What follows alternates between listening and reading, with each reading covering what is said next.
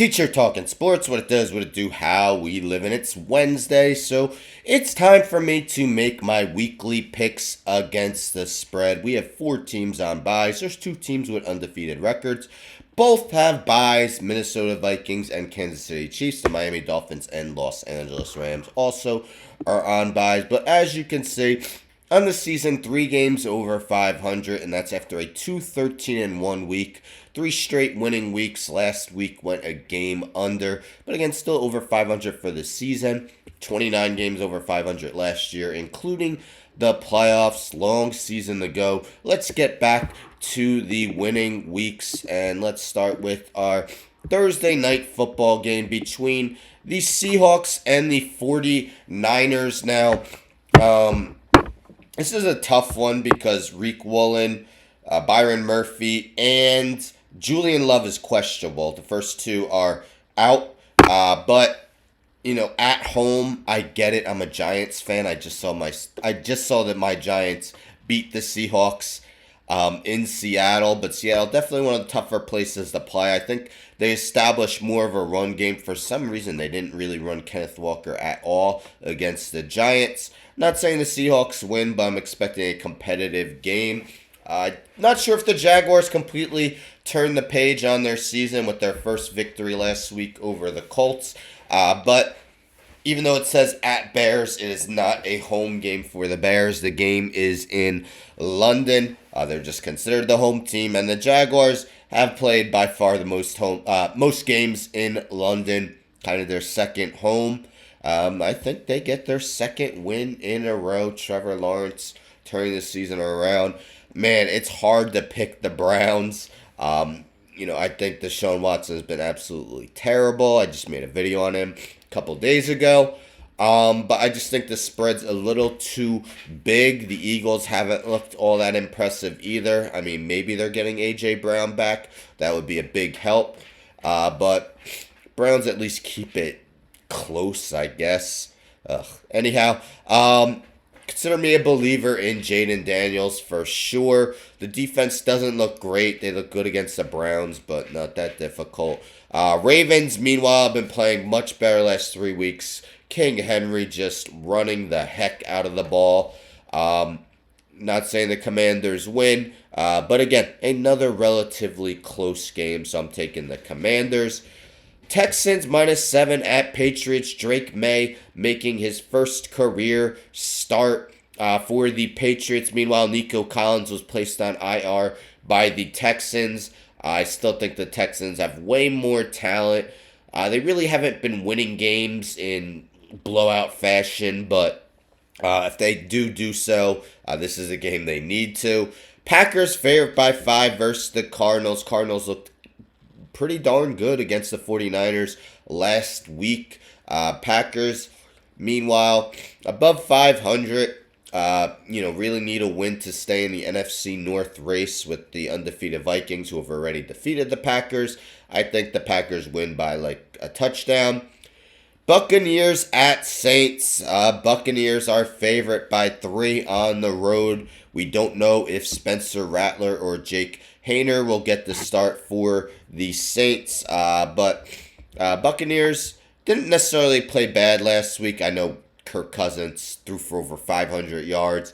But the offense still clicking. Baker Mayfield doing his thing. I just think, with either Rattler or Hayner, Buccaneers clearly have more offensive firepower. And let's look at the rest of the schedule. When I checked this morning, the Colts were favorite by 1. Now they're underdog by 1. Looks like Anthony Richardson might come back. I think he got in a limited practice today. I don't know if that's necessarily a good thing for the Colts having the opportunity to win. I just don't have any trust in Will Levis, and maybe the Titans cover because they replace him with Mason Rudolph at some point during the game. Steelers, I just have such a tough time picking their games, although I think I won 2 straight weeks with Steelers games. I took the Cowboys last week, who defeated the Steelers. From what I heard, Russell Wilson got a full practice in, but I think they stick with Justin Fields. And the Raiders will be without Devontae Adams again. They've made the switch to Aiden O'Connell. I don't think that really pays dividends for them, and the Steelers win.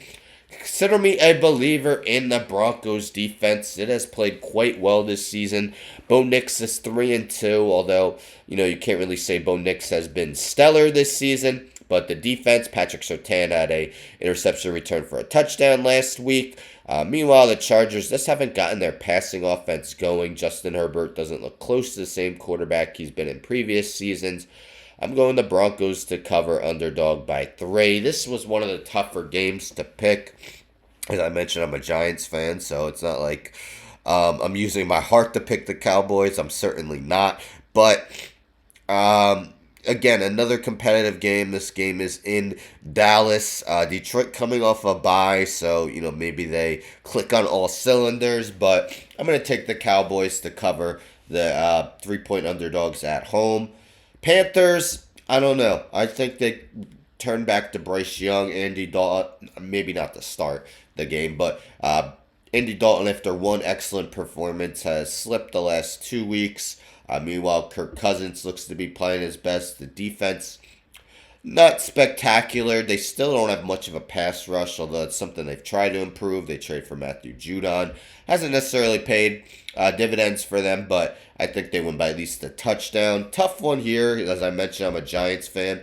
Malik Neighbors still has not practiced. He might be out again. Didn't matter last week as Darius Slayton did his thing for the Giants. But Kayvon Thibodeau now will be out multiple weeks. That hurts the pass rush. Probably will bring more double teams to Dexter Lawrence. Bengals, very little chance of making the playoffs, but if they lose this game, that pretty much turns to 0.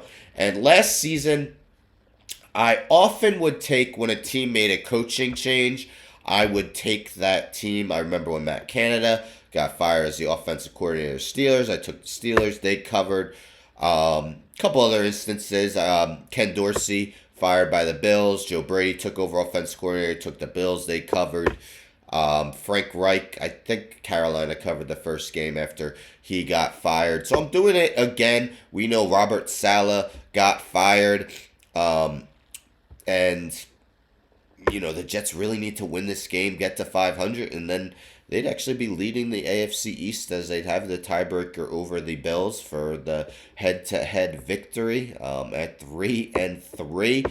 And I don't know if Josh Allen's healthy. We saw that big his head slammed to the turf and had his worst completion percentage of his career. So I'm not really sure what's going on there. But I think the Jets cover in what I'm expecting to be a close game. But let me know your thoughts. What do you agree with? What do you disagree with? Who are some of your best bets? Let's hope for an exciting Week 6 of NFL action. Anyhow, don't forget to subscribe. Tell a friend, tell a friend, tell a friend to subscribe. Like the video, share the video, hit the bell for notifications. I'm out.